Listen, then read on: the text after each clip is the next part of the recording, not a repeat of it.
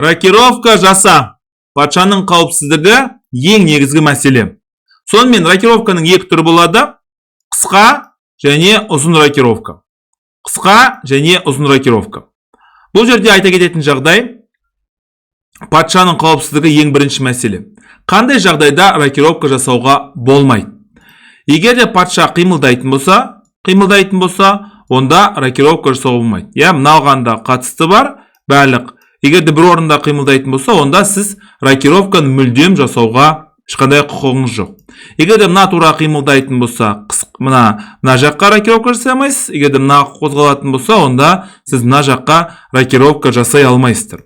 Енді егер де шах болатын болса және қара патшаға шабуыл жасалынатын болса, онда әрине рокировка жасауға болмайды. Немесе қаралардың жүрісі болса, атты C2-ге апарып, қомағайлар қатарына кіріп, патшаға және тураға шабуыл жасаса, рокировка жасауға болмайды. Ол бірінші мәселе. Екінші мәселе әрине патшаның қимыл қозғалысы. Үшінші мәселе патша өтетін торлар деген бос болу керек. Мына F1, G1 деген тор бос болу керек. Ешкім бұл жерге шабуыл жасамау керек. Мысалы, мына жерде тура тұрғанда, онда сіз рокировка жасай алмайсыз. Немесе мысалы, мына піл деген мына жерде тұратын болса, онда сіз рокировка жасауға ешқандай мүмкіндігіңіз жоқ. Мысалы, мына жердің барлығы бос болу керек, мынаның барлығы бос болу керек. Сонда ғана сіз рокировка жасай аласыз. Рокировка өте маңызды тәсілдердің бірі. Рокировка арқылы сіздер өздеріңіздің патшаңызды қауіпсіз жерге орналастырасыздар.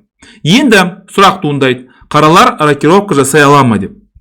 Мысалы, олар деген мына жерге бара алмайды. Неге деген сұрақ тұрайды? Өйткені мына піл деген мына торлардың бәріне шабуыл жасап тұр. Нақтырақ айтсақ, мына G8-дегі торға шабуыл жасап тұр.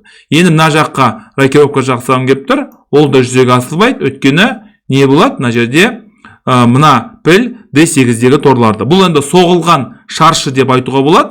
Соғылған шаршы.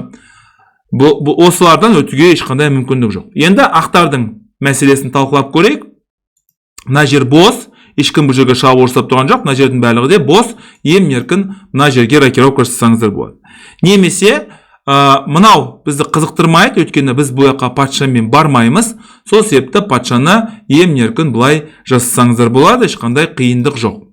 Бұл мына ең басты C1, D1 соғылған шаршы емес, F1, G1 соғылған шаршы емес. Ал қаралардікі F8, G8 мынау соғылып тұр, және мынау екеуі мынау соғылып тұр. Сол себепті рокировка жасауға болмайды.